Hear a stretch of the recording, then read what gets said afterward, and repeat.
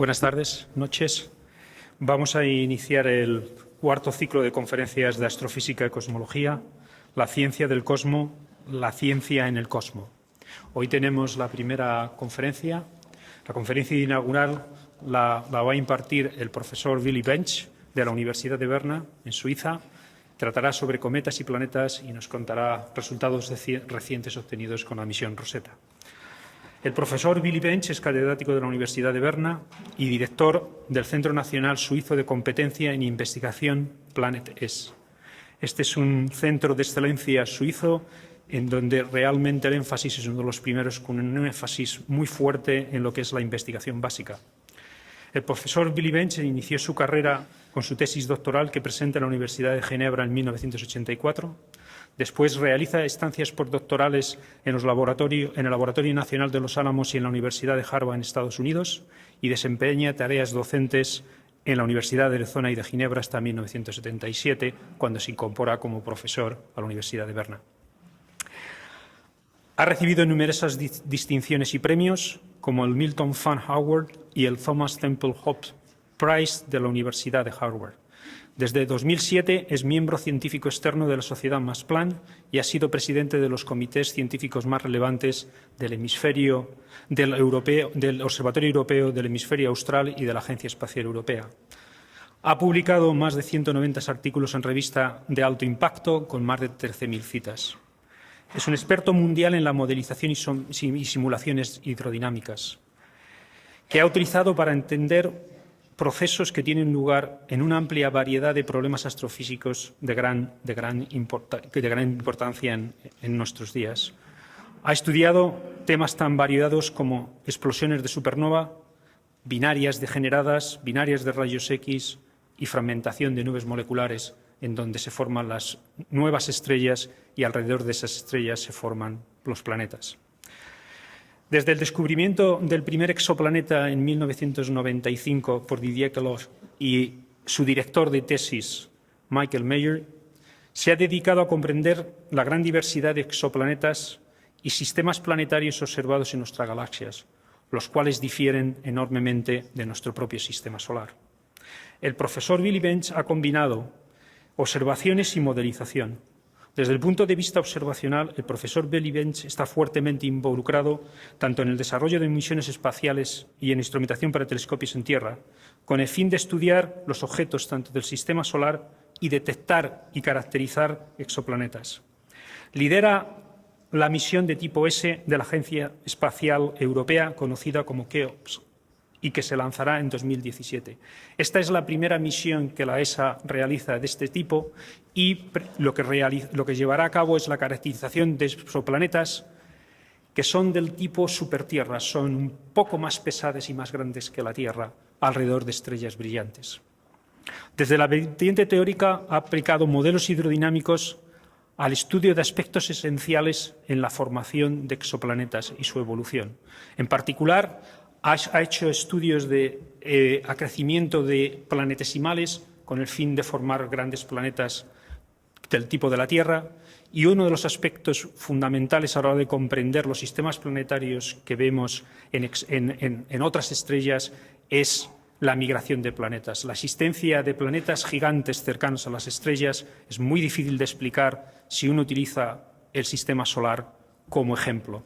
Esto lo que ha producido es que se genere un conjunto de nuevos modelos que permiten llevar a cabo esta explicación. La conferencia que hoy el profesor Willy Benz impartirá sobre cometas y planetas y los extraordinarios resultados obtenidos por la misión Rosetta de la Agencia Espacial Europea es un claro exponente de cómo el estudio de los objetos del sistema solar pueden contribuir de manera fundamental a entender la formación y evolución de los planetas. Así que, dada la introducción, le doy la palabra al profesor Willy Benz. Thank you.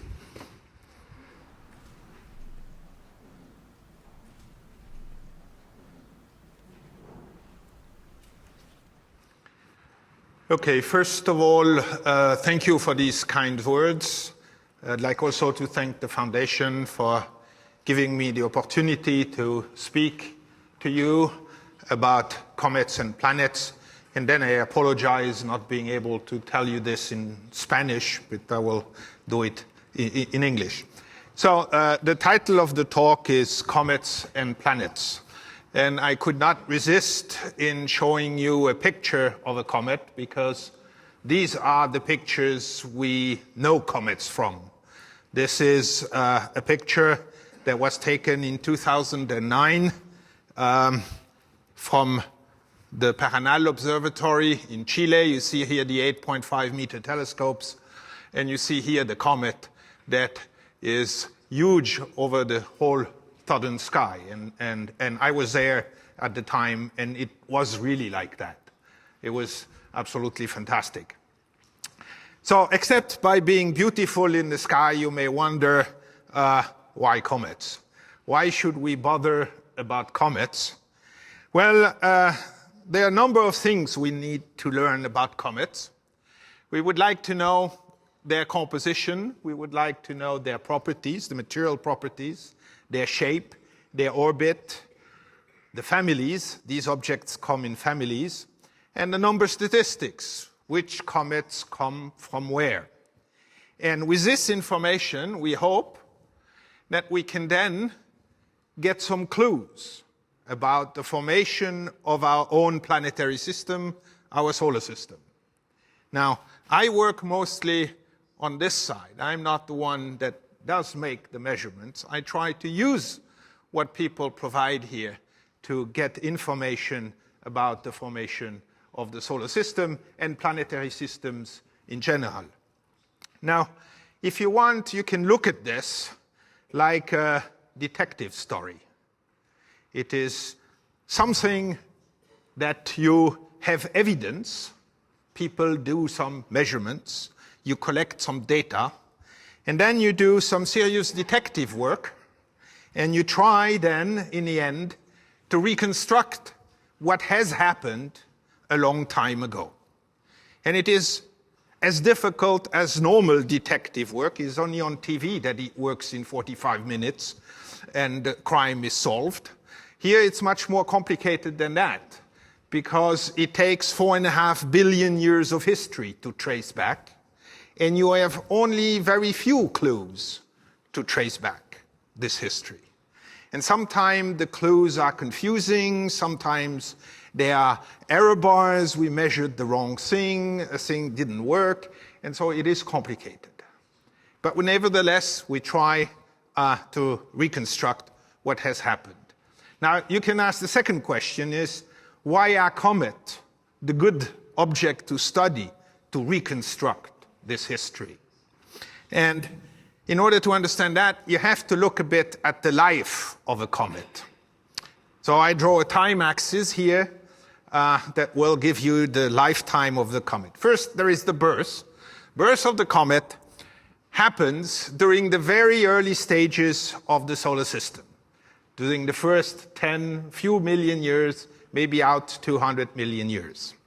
And then, and this is why we are so fortunate, these objects are stored in the freezer. For 4.5 billion years, they are mostly left alone out there, far away from the sun, in the cold. And it's just like at home. If you store something in the deep freeze, you can get it back later on. It's still as it was when you put it in. And so here it's the same process.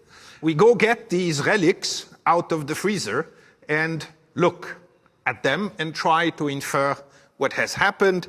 And of course, when we see them, we can't really go get them. They're too far. They come on their own. And when we get them, then we have this, on top of everything else, this magnificent display that we know as comets. Now, because the years and the period of time here are kind of long, let me scale this. If we say the comet has been stored in the freezer for 1 year, then the formation time is just a few days, proportionally. And the time we have available to study them is just a few minutes. So that gives you a bit the time sequence between, the making of the comet, the time it spent in the freezer, and the time we have available to study them. Now, let me start walking you through this comet lifetime, and I start with the end. I start with the display, because this is the thing we know.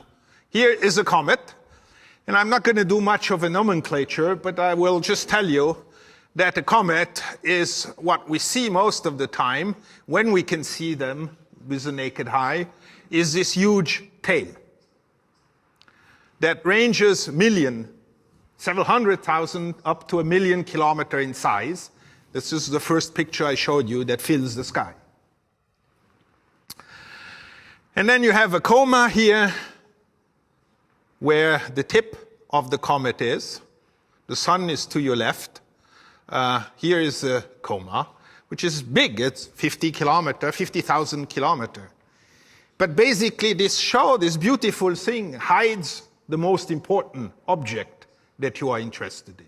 All this is gas and dust that escapes from the central object in the comet, and this is the nucleus.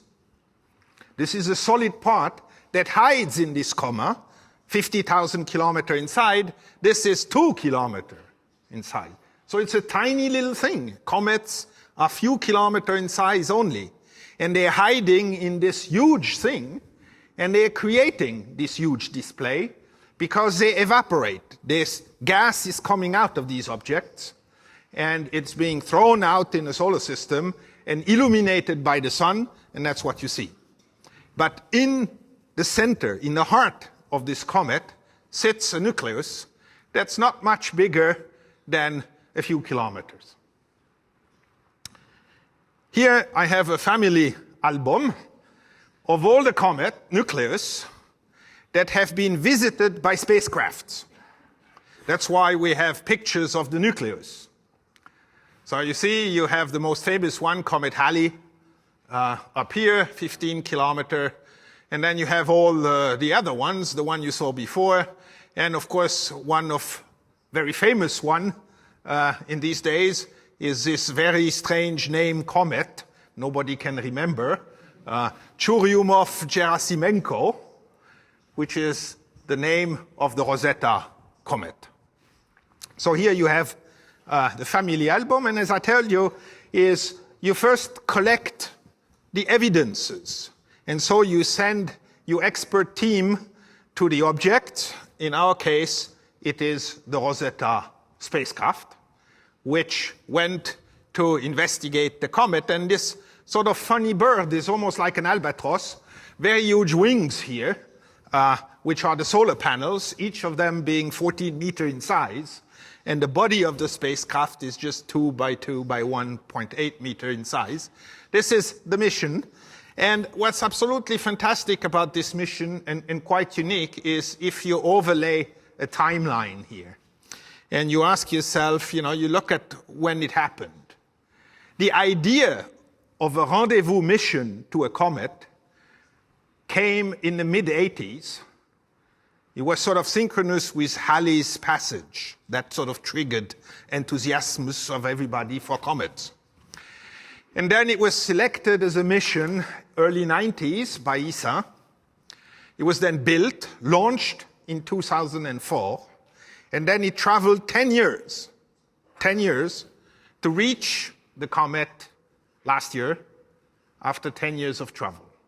Billions of kilometers later, it arrived there. So you basically have 30 years.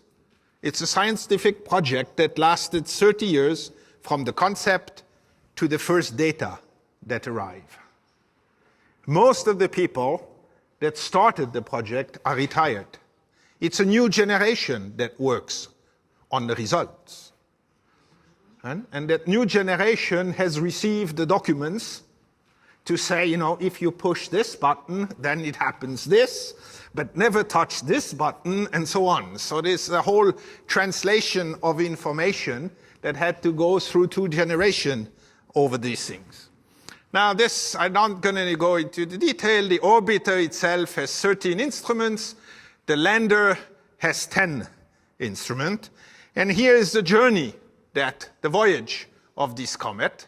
You have here the 4 inner planets, Mercury, Venus, the Earth, and Mars. And I have indicated the period of these planets around the sun. And you have this trajectory is the trajectory of that famous comet here. I'm not going to pronounce it twice, with a period around the sun of 6.5 years. And so the thing was launched in March 2004, and now we can follow the trajectory of the comet, of the satellite. It's the white line here. You see, it goes once around the sun. It meets first with the Earth, got the gravity assist, because the difficulty, you see, the comet is far away. You need to throw the satellite out. Second, then you have a Mars assist. And then you go again around a slightly wider orbit. You have a second Earth gravity assist here. And then the first science target came, is the encounter of an asteroid. I have a picture here of this asteroid Steins that the comet, the satellite met. Then a third gravity assist. And this one was a good one. Now it's being flung out here on its way to the comet, which is here.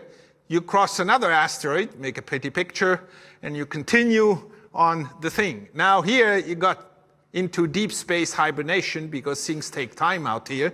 And so you see, it was carefully aimed at this little dot here.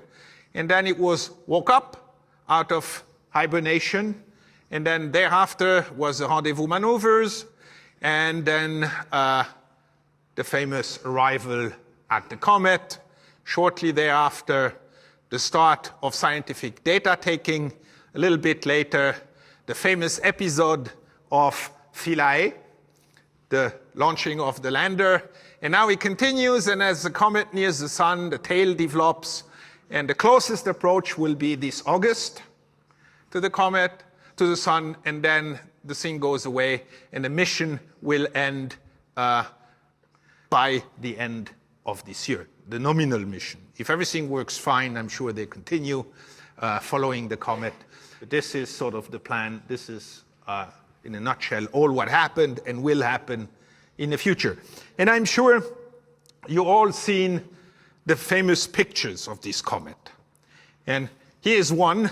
It was a big surprise. We knew that, comets are, we had previous images, so we know comets were not spheres. That we knew. But we didn't know they could look quite that extreme. So you have here two lobes.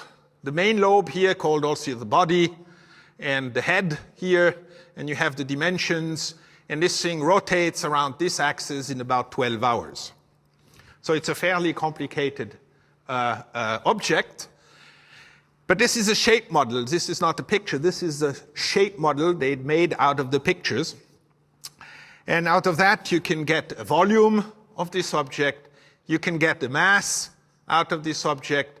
And especially, you can get a density, a mean density. And this mean density tells you what it is, to first order at least, gives you a first indication what it is made of. Water has a density of 1 gram per cubic centimeter in these units.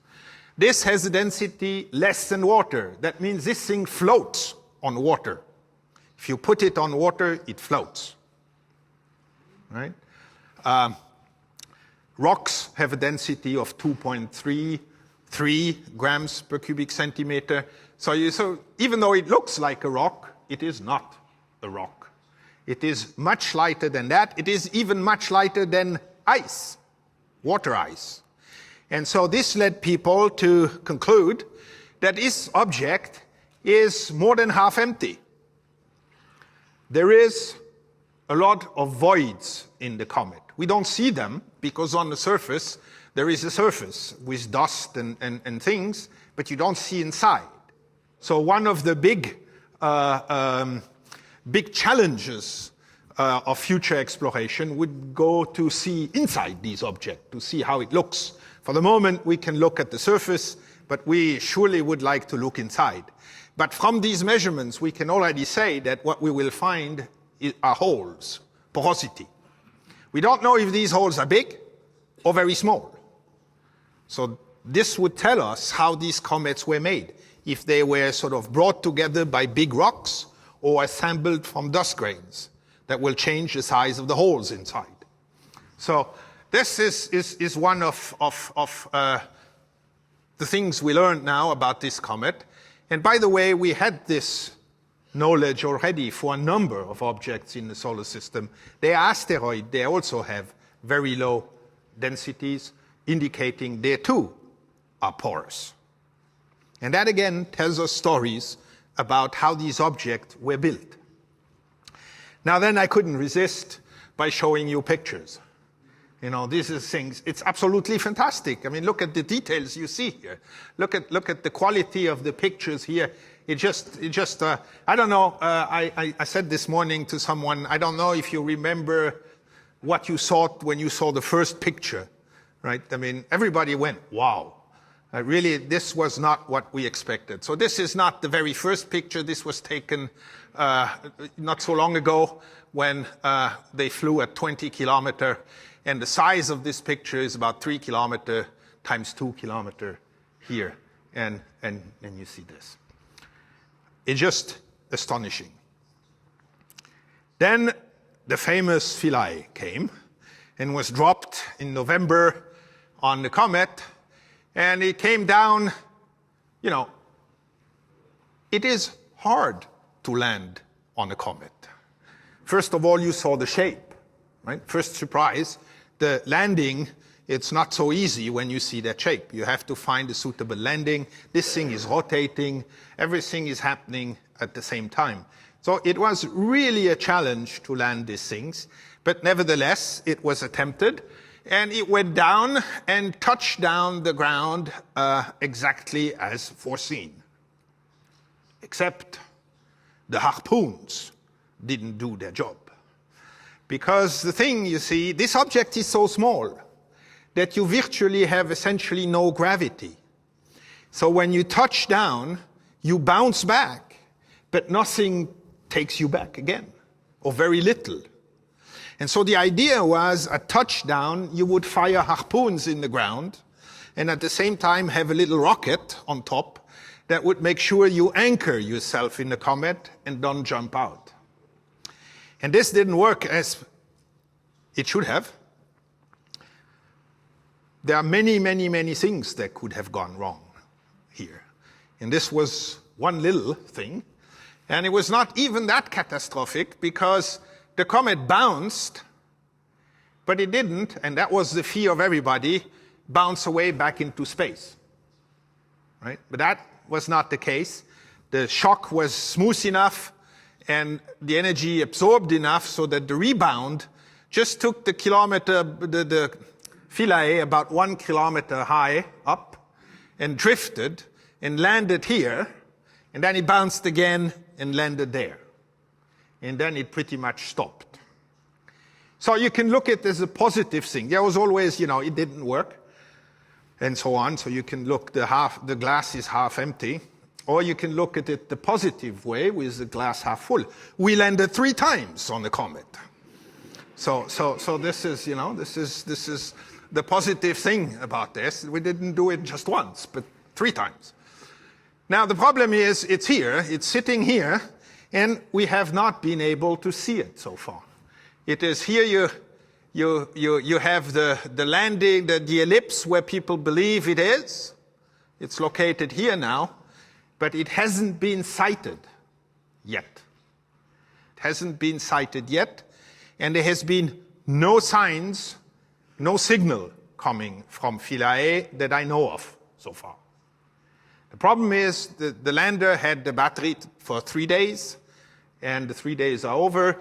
It had solar panels. The solar panels would have kept it alive, but unfortunately, you see, it's in the shade. So there is no sun on the solar panel, and therefore Philae is just sleeping and waiting to get into the sun.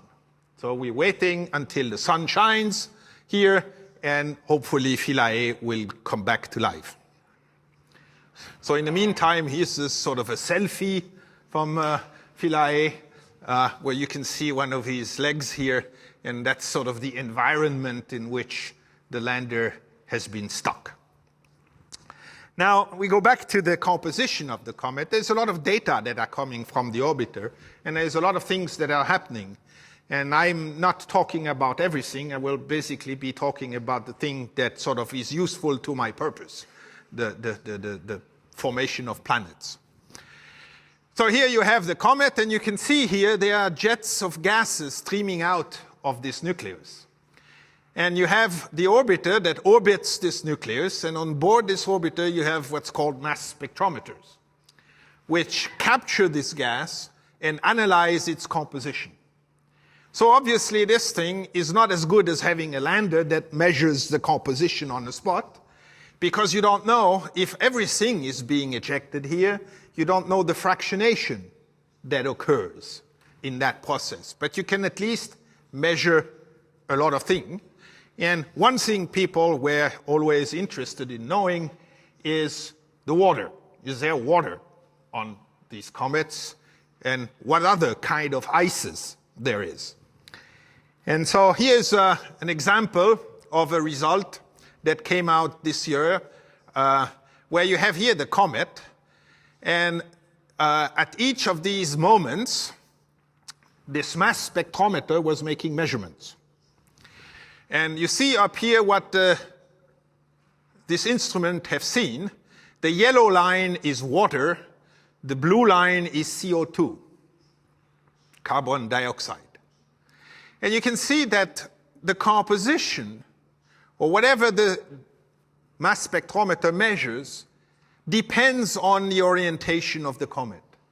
Here in the neck, it sees about both equal. Here there is more water than CO2, and so on. So depending which part of the comet you're looking at, you're seeing a different composition. And the conclusion of this is that the comet is heterogeneous.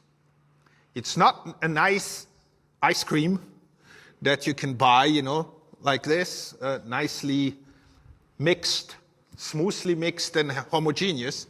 It's sort of a bizarre structure with a lot of heterogeneity. Here again, it tells us about something about the formation of these objects. But we know there is a lot of water ice and CO2 ice. And this was, by the way, known a long time ago. This is a famous astronomer, Fred Whipple, that has invented this idea that comets are what he called dirty snowballs. So really snowballs mixed with dirt. And so his idea was you had ice and all sorts of ices, and on top you have a layer of dirt. Now, turns out that it may not be as easy as that. Here you have our famous unpronounceable comet here, and it's still the idea that there's a lot of ice in here, but exactly how much compared to dirt there is being debated, and whatever else there is also being debated. So we're sort of back to sort of asking ourselves how much ice versus dirt there is. Note that this proportion change with time, because the comet loses gases. This makes these tails, and it loses dust. So the ratio, the mixture between the two changes with time. So it also depends on the history of these objects. Okay, so now water, as you know, is composed of 2 atoms of hydrogen and 1 atom of oxygen. But from time to time, 0.015%, a hydrogen atom is replaced by a deuterium atom. Deuterium is an isotope of oxygen that has, of hydrogen, where neutrons is together with a proton in the nucleus. And that changes a little bit the water, makes it a bit heavier, and you can measure that. And on Earth, in the ocean water, we measure this ratio of deuterium over hydrogen to be this 0.015%. Okay? And now the idea is to use this ratio of deuterium to hydrogen to trace back the origin of the water. Question is, where does the water we have on Earth come from? Is the water coming from comets? Is the water was there all the time? It was part of the formation of the Earth. Did it come later? Where did it come from? Water is an important thing. Without water, there is no life. And so looking for water is looking for the conditions that are suitable for life. So it is an important constituent. As you know, people have been looking for water on Mars. People are looking for water everywhere. So the question is now, is the water that we have on Earth coming from comets or not? We know that on Earth the D/H ratio has this value, so we go measure the deuterium over hydrogen ratio in many different objects and see which one have the same ratio as on Earth. And this is a famous plot that just got published also this year. You have this 0.015%, the Earth's value, it's this line here. And you see the comets are here on this side of the picture. And we have these set of comets. They all have an enrichment. They have more deuterium than hydrogen than the Earth. Except for one of these Jupiter family comet, this Hartley 2 comet, that seems to have exactly the same value of the Earth. This measurement here was made in 2012. So if you go look at the literature, the newspaper, and the press releases at the time, you will find everywhere that, Jupiter family comet delivered Earth, the water on Earth. Problem solved. And here comes Rosetta, and here is the measurement. Wasn't as simple as that, as usual. This comet is much more enriched than even some other comets here. So, at least, but that we knew, this comet wasn't the source of water on Earth, but the comet in that family are apparently much more heterogeneous than what we have thought, and therefore they cannot be the main source for delivering water on Earth. Okay, so this is not. Now, the question where comes the water is still open. You see, there are other objects here, like chondrites, that have things that look like water. Chondrites are meteorites coming from the asteroid belt. So they are now, the trendy thing is to look for water in the asteroid belt. That's the probable, the next suspect, if you prefer, on our list of things to look at. Okay, now I've tried to summarize a bit some of the evidences we have. Now, I would like to say a few words about how planets form so that you can see then the connection between these comets and what I've talked about with the formation of the solar system and planets in general. So,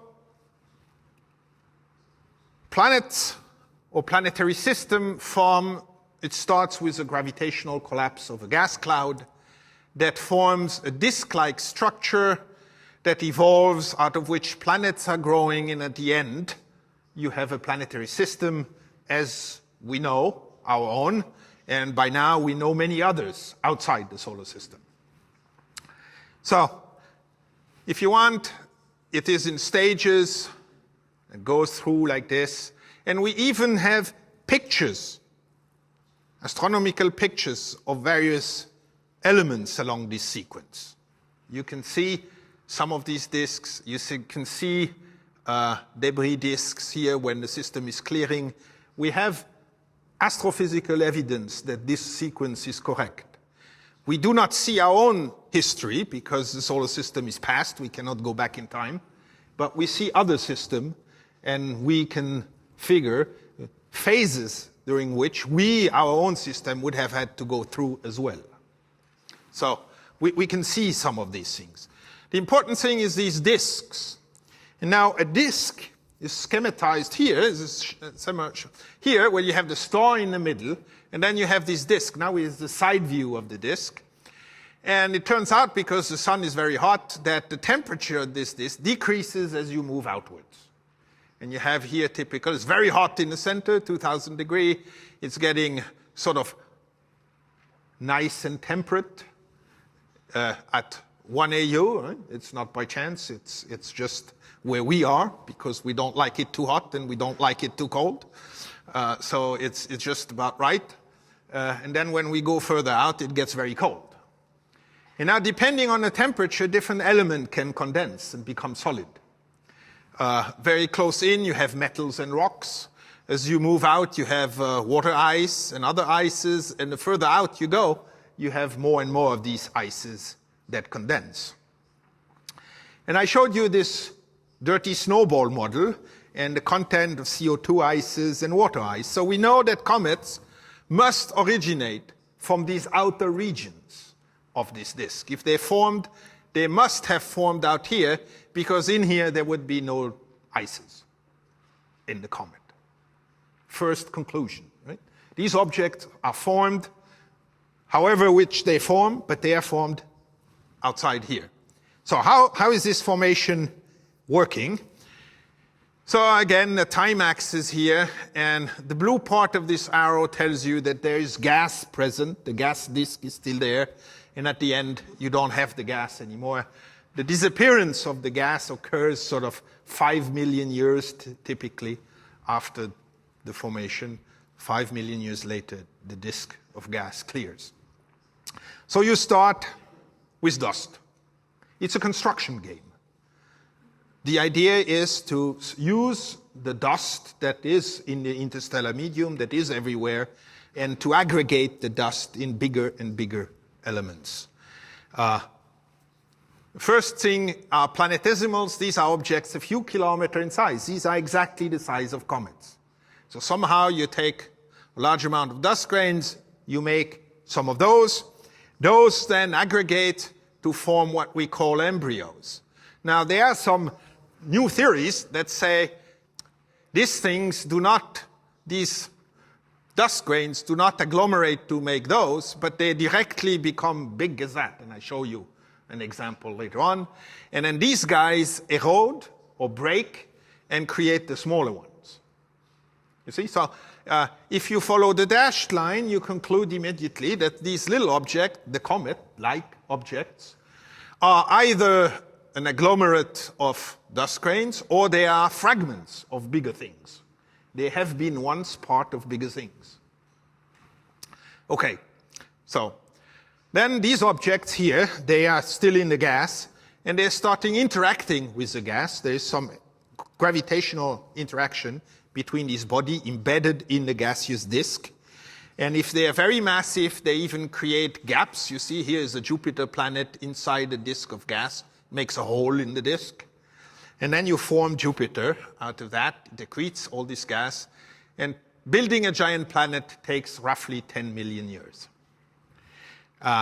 If this embryo here doesn't grow enough to become a giant planet, it remains a small one like the Earth, and that takes about 10 to the 8 years. It just sits around trying to grow but cannot. And in the end, it terminates by sort of a smallish planet like Venus, Earth, Mars, and so on. But this one was formed before, so Jupiter has enormous importance in shaping the rest of the solar system, in particular these small elements here. Let me say a few words about how you can grow these planetesimals. Again, these are these objects a few kilometers in size that are of interest to us. First of all, you need to know is that the gas and the solids don't orbit the star at the same speed. The dust and the solids go faster than the gas. And therefore, if you want an image, is you solids see wind, because they don't move with the gas. They see this wind blowing at them all the time. And as a result, they are slowed down. It's like when you bicycle, right? When you go on your bicycle and you have wind blowing against you, you slow down. Most of us slow down. There are a few champions, they don't slow down, but most of us slow down. So they get this headwind and they slow down. And if they slow down, they move inwards. And they eventually fall into the sun. And this is not good for us because they don't make planets. So how do you make the bigger things? Then you start with these dust grains. These dust grains stick together due to surface effects. We call them in the jargon van der Waals forces. But they are surface forces that make these dust grains stick. Then you get millimeter sized and you try to build them by sticking them together to meter size. Now, we don't know how that works. You can try to go in your backyard, take two rocks, 20 centimeter, bring them together, and see if they stick. Generally, they don't, right? So it is not so easy to understand how you build these objects, and we're still looking for the glue. The missing piece here is the glue that makes these smaller objects stick together. Once they're big enough, it's gravity is the glue, and gravity will hold them together. But in the meter size, it is difficult, and I don't want to dwell on the number of things. But the first thing is to concentrate these dust grains in different mechanisms. And for very small particles, you can have turbulent eddies. For intermediate-sized particles, dust grains, 1 to 10 meter dust grains. Imagine a 10-meter dust grain, right? There's a particular dust grains. You can have different mechanism here, right? But you know it from own experience that dust grains followed gas motion and tend to cluster in some very special places, right? Under your bed, for example, and different things. These dust grains cluster, follow the gas. They move around with the gas and get together and cluster in these different areas. So now we can show these motions here. We have here a disk with a star in the middle, and here's a little cube that I cut out, and here's this little cube. And you're going to see the simulation, what's happening in this cube. There is a mixture of gas and dust. And you will see that this dust will collect itself in structures. Let's start and seeing what happens. Takes a little while until action starts here, until something happens. Let's see. Yes, now you see that it concentrates the dust. This turbulence that concentrates, it's called the streaming instability. And we experience it in our daily life when you see these things. The one, they cluster like this because you reduce friction, you reduce gas drag. And the one that are in the back here doesn't have to work as much as the poor guy in front, and that's why they change periodically to go faster than the single cyclist that gets caught up all the time when they do this. Okay? And in this area where the dust concentration has been going on, you can increase the dust concentration by a factor 100 or 1,000. You can really collect it. It's a super vacuum cleaner. You really concentrate the dust enormously, and then these entities here, this concentration of dust can form these first big objects, the first 10 kilometers or something, without having to go through this sticking meter-sized rocks together. Okay, you concentrate the dust and make the object 10 kilometers inside directly from dust concentration. And then the shape of comets, again, here it is. Now, in these very early days, there are no big planets. The velocity of this small object is gentle. Everything moves gently around the sun. And you can see that if you have such a gentle collision, things come back, and then they stick. And then you stop the movie just right. You blow up.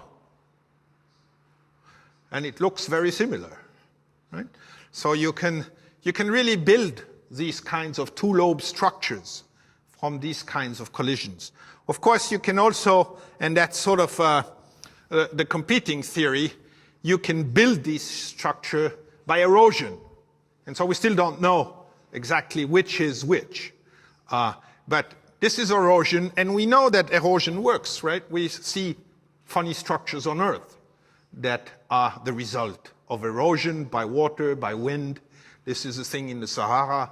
desert that's eroded by wind. And all these things happened there. So this is an open debate, what creates the shape of this comet. Now, let me say a few words on the storage in deep freeze conditions. I have to do something awful, is to show you this diagram. Just to define two little things. Now, don't look at the detail because then you leave the room. I just want to tell you that comets, planets, and everything that moves in the solar system basically moves on ellipse. You know, this is sort of what Kepler has invented. Here is an ellipse, and an ellipse is characterized by a number of quantities, but the one of interest for us is the size here, this quantity A, which is called the semi-major axis, and the eccentricity is the departure of the orbit to a circle. See, this is elongated, and this elongation is measured by a quantity called the eccentricity. If it's 0, it's a circle. If it's 1, it's a line. Okay, and then the other thing is the little inclination here, this angle I here, that tells you if the orbit is in the plane or not. That's all you need to know. And then here are the comets, the known comets. Here is this semi-major axis, so the size of the orbit, if you want, the radius of the orbit, in astronomical unit. 1 astronomical unit is the distance Earth-Sun. Okay? So this is 10 times the distance Earth-Sun, this is 100, this is 1,000, this is big. Right? So and here is the inclination of this orbit, if it's in the plane or not. In the plane is the plane of the planets. And you see, they are here, the Jupiter family comet, as we call them, they are the ones down here. They are characterized by being very close to us for comets. That's why they're called Jupiter family comet, because they're near Jupiter. Then you have the Halley type comet, and then you have the very long period comet. Long period because, you know, they're so far, their orbit radius is so big that it takes them a long time to go around. And what you can see is just simply a huge difference in inclination. These Jupiter family comets tend to have small inclination, and everything else has very big inclination. By the way, our good old comet here, 67 CG, is one of the Jupiter family comet and is down here in that corner. Now, these here, this line here with all the dots, are all the comets that have period longer than that. And that was already noticed in 1950 by Jan Oort, who noticed that the comet peak at very big semi-major axes. And out of that, he deduced that there must exist a Comet Reservoir far away, and that reservoir is now called the Oort cloud. Okay, so out of a little curve drawn by hand at the time here, you know, he got very famous. He did many famous things, I must say. But this was one of the things. So that's what his discovery was at the time, 1950, and there must be this Comet Reservoir a large distance. So the picture of our solar system with these reservoirs is as follows. Here you have the sun, you have a distance axis. Here you have our planets, some of them at least, and then here you have these reservoirs. The first one, which is this relatively thin disk here, is called the Kuiper belt, and out here you have this Oort cloud. And if you make sort of an inventory, you realize that this Kuiper belt was much more massive in the old days. We basically lost 99% of all the objects there were out there, for some reasons. I've come to that. If you want more a three-dimensional view of all this thing, here it is. Here is the inner solar system with the Earth, Mars. Then you have the asteroid belt. Then you have Jupiter, Saturn, Uranus, and Neptune. Here you have this Kuiper belt and the scattered disk. All this region is called trans-Neptunian objects, all these objects. And all that sits in here in the middle of this huge Oort cloud. Okay? And the radius of the Oort cloud goes so far that it goes maybe 10, 20% of the distance to the next star. So it goes very far away. Now, how do you do these things? Well, you have to play pool, almost. When a small object encounters a planet, things happen. I will just play pool, cosmic pool here. Here you have the sun, you have the distance, you have the Earth, you have Jupiter, and you have Neptune. Now, these objects go around the sun at the given velocity. The further away they are, the slower they go. The Earth goes around the sun 30 kilometers per second. So we go fast. Jupiter only goes 13 kilometers per second, and Neptune goes 5 kilometers per second around the sun. Now, you can ask yourself, if I want to escape from the sun, how fast do I have to go? You see this Oort cloud, this huge cloud, is sort of almost away from the sun. So you can ask yourself, what do I need to get for velocity to go that far? And nearly get lost. Well, you can plot it here. If you want to leave the solar system from the Earth, you need almost 50 kilometers per second velocity. If you want to leave it from Jupiter, you need 18. If you want to leave it from Neptune, you need 7.7. And luckily, you realize that the orbital velocity is smaller than the escape velocity, right? That we know the planets are still here. So that works. Physics is always reliable. So this is okay. Now, you can ask yourself now, if a small object passes by, you remember in the trajectory of our comet, we did this gravity assist. We pass by planets to get a little kick. Then you ask yourself, well, if I have a little object passing by the Earth, what kind of a kick does it give? So here I made this little calculation for you. If you pass by the Earth, you get an extra kilometer per second. You pass by Jupiter, you get 3 kilometers per second.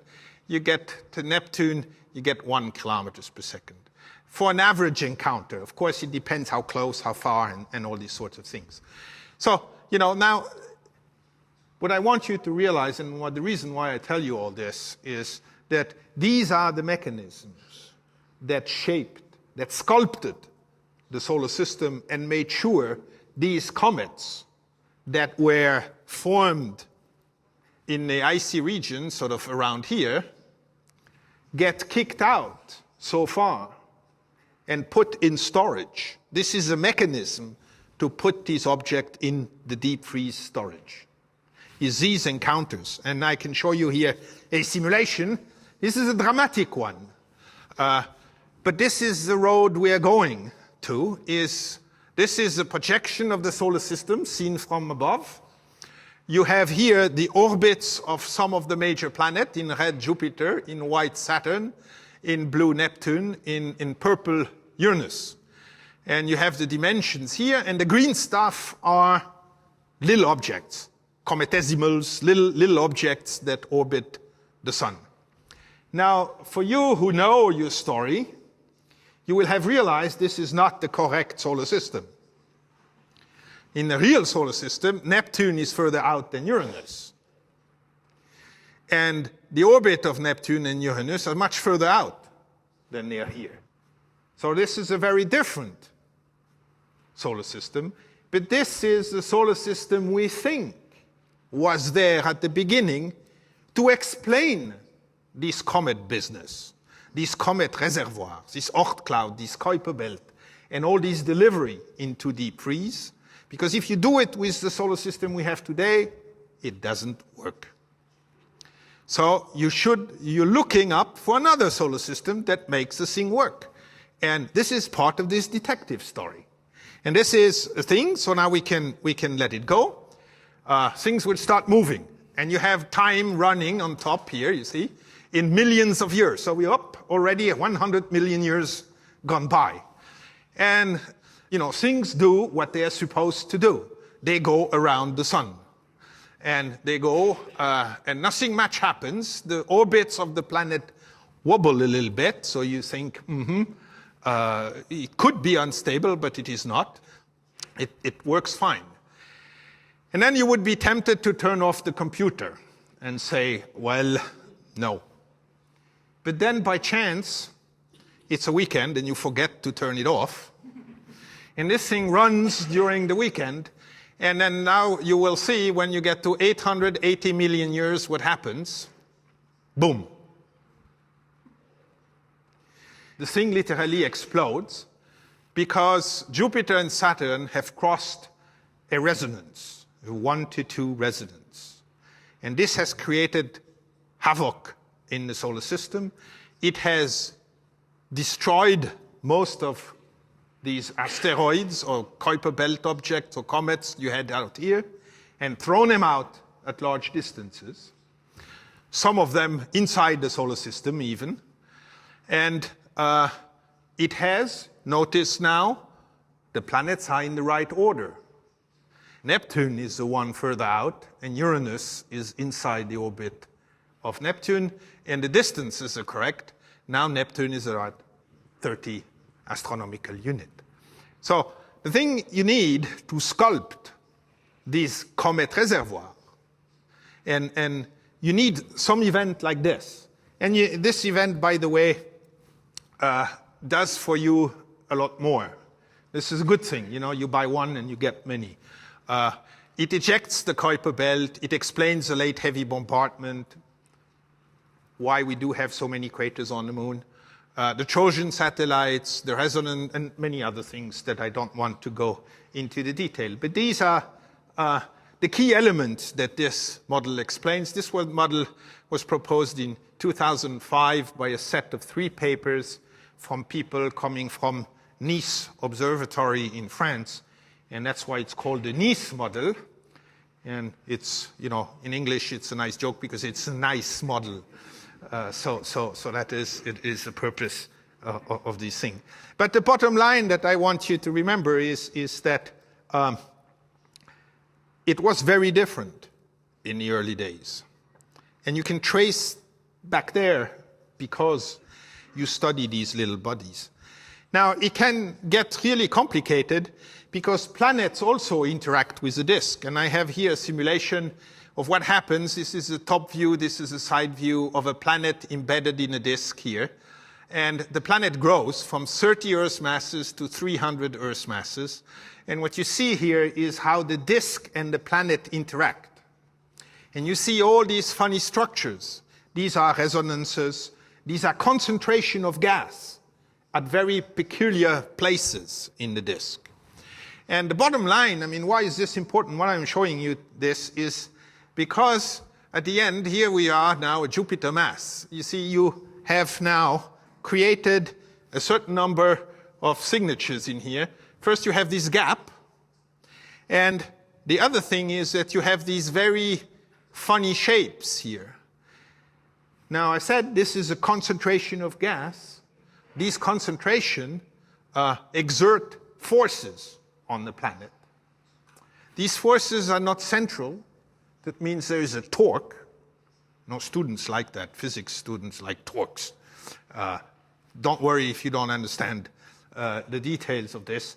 But it just means that you need these things if you want the planet to change its orbit, because a torque changes the angular momentum of the planet, and this creates migration. So planets don't stay where they are. This is one of the big lesson we've learned from the exoplanet, is the planet we see today have not been where they are today in the past. I showed you one example before. There are other examples, and the wild one is sort of the continuation of the model that I showed you before.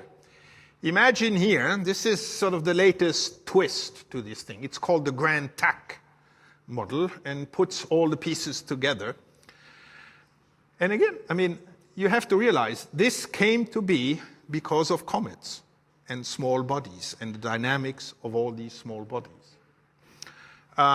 Here is a system that forms early on. You see, this is something that should look like the system, the solar system eventually, but it doesn't, because we have Jupiter that is inside 4AU, then we have Saturn, we have Uranus, we have Neptune. The blue little things are comets. that is small object containing water, and the yellow little things are asteroids, that is little object containing only rocks. Right? Now all this sits in this gas disk that I showed you before. All this creates these filaments, these structures, exert these torques, and as a result, Jupiter migrates inwards. As it migrates inwards, it creates, it clears this asteroid belt here. It goes all the way, inside to where Jupiter was once, if you believe this, was once closer to the Earth than Mars is today. But it was before the Earth existed. So, lucky us. But it helped the creation or the formation of the Earth. Now, Saturn here was growing and at some point decided, well, better catch up. So he went back and followed Jupiter on its way in. And by that now you can see that some of these blue icy things have come in the inner parts here. Because the water could not condense in the inner part because of temperature. So it condensed outwards, but so this dynamical effect drove the water inwards. And then we go back a little bit. Jupiter and Saturn decided, that's it, enough of it, let's go back out. Now, it sounds like a magical trick, but it actually shows in the simulation that because of these torques and these structures, if you have these planets, at some point they go back out. The net torque is such that the planet goes out. And so they go out, and at some point you reach a situation that is like this, stable for a little while, until the instability that I showed you before kicks in 880 million years later. This is the initial condition of what I showed you before. This is building the instability. And then you go do what I showed you before, and you end up with what we know and love, our own solar system. Okay? So you may conclude that it is getting really complicated. And it's right. It is complicated. Now you can say, maybe it is getting so complicated that we may have something wrong. And the real solution is something much easier. I read that somebody said one day, this happened in the past when people thought that everything should move on circles. And because the circle is a perfect figure and everything should move, God's creation can only move on the perfect figure. And therefore, everything should move on circles. But then quickly one observed things that were not moving on circles, so people added smaller circles on big circles that was called epicycles.